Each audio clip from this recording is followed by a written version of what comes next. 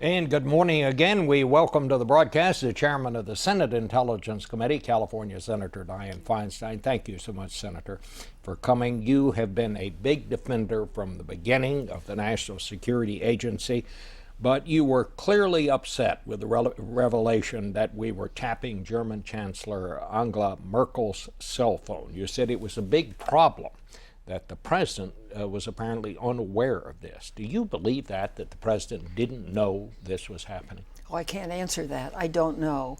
But I think where allies are close, tapping private phones of theirs, particularly of the leader is what I'm talking about, has much more political liability than probably intelligence viability. And I think we ought to look at it carefully. I believe the president is doing that, and there are some exceptions. Well, do you think that the National Security Agency has gone too far there? Well, let me say something about the NSA. I believe the NSA is filled with good patriotic people who want to do the right thing. They follow the orders they're given. The administration controls intelligence. The National Intelligence Framework is put together by the administration. It begins with the Director of National Intelligence. It goes to the White House. It's the President. It's the NSC. It's the Cabinet. And then the framework is formed.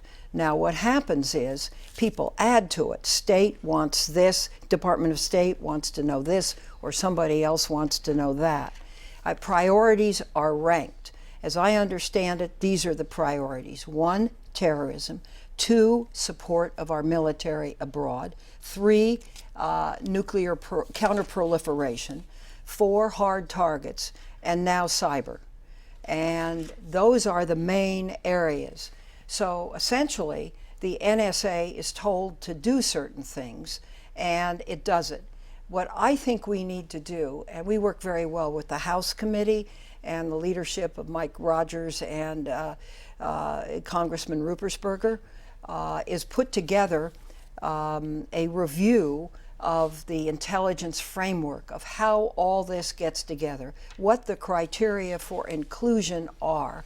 And then we ought to take a look at all the programs that fall under this, because it's not just the metadata collection program, which is section 215, and 702, which is the email program from afar. That's been the big news up to now. These are other programs that are formed in different ways under But what you're this saying national is there needs to be a intelligence. full review and then decide where we go from Yes, there. the White House is doing it, and we're going to begin it if we can get the appropriate staff. Let me to ask you conduct it. about this. A German politician actually visited with Edward Snowden, the defector, Yes. who dumped all of this information out into the end of the public arena. Met with him last week in Russia. He said he would try and enlist his help to investigate the NSA, and suggested that he be brought back to this country and given clemency. What would be your reaction to that? My reaction would be negative. First of all, this is an American. He was a contractor. He was trusted. He stripped our system. He had an opportunity, if what he was a whistleblower, to pick up the phone and call the House Intelligence Committee, the Senate Intelligence Committee, and say, look, I have some information you ought to see. And we would certainly see him. Maybe both together, maybe separately, but we would have seen him and we would have looked at that information. That didn't happen. And now he's done this enormous disservice to our country. And I think the answer is no clemency. Well, in other words, if the United States could get their hands on him, you would suggest that he be prosecuted. That's correct. Let me shift to the rollout of Obamacare. I mean, this thing seems to be a disaster. It's nothing like the administration said it was going to be. So many things that were supposed to happen didn't happen. Where are we on this? I think where we are is the divide between policy and technology. It's pretty clear, I think, to those of us that have been watching this rollout, that the technological base was not sufficient. and that the website didn't function. You know, I felt, and I said this directly to the President's Chief of Staff, they ought to take down the website until it was right. They believe that they need to keep it running and that they can sort out the difficulties, that they brought in technological experts from a broad base of the private sector, and that by the end of November it can be sorted out and be functioning properly. I don't think there's ever been any website started to do what this website does in the size of this one. I don't make excuse, but I think that is pretty much fact of what's happened. The president said in the beginning, if the one thing was that if you liked the health care program you had, you could keep it. We now know there was debate within the administration before he said that as to whether that was actually a promise that could be kept. Should the president not have made that statement? Well, as I understand it, you can keep it up to the time, and I hope this is correct, but this is what I've been told, up to the time the bill was enacted. Then after that, it's a different story. I think that part of it, if true, was never made clear. It is really very unclear right now exactly what the situation is. And yes, that's a problem, but you know, I think it has to be said, this is a very large, major priority. And if it can get up and running, it can be, I think, a very positive thing.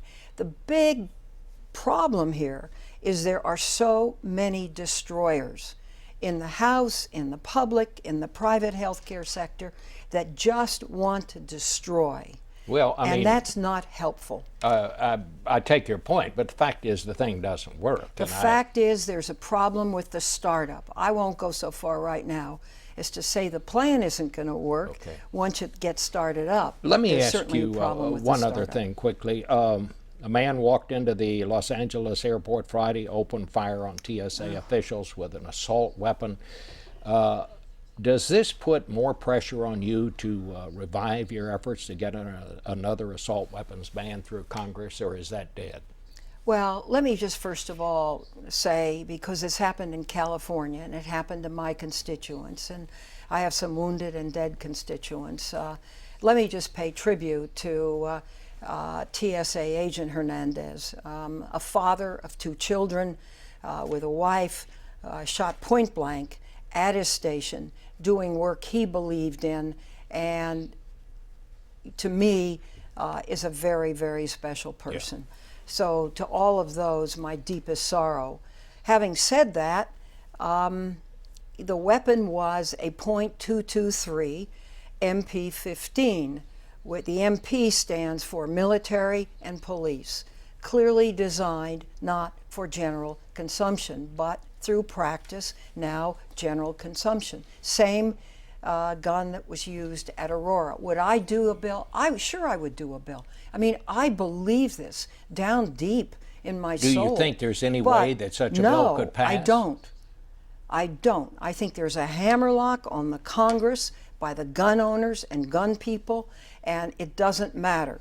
Now it's going to be interesting to see whether this weapon was outlawed in California and whether it was purchased in California. All right. Well, Senator, thank you so much. You're for very being welcome, with us Bob. this morning. Thank you.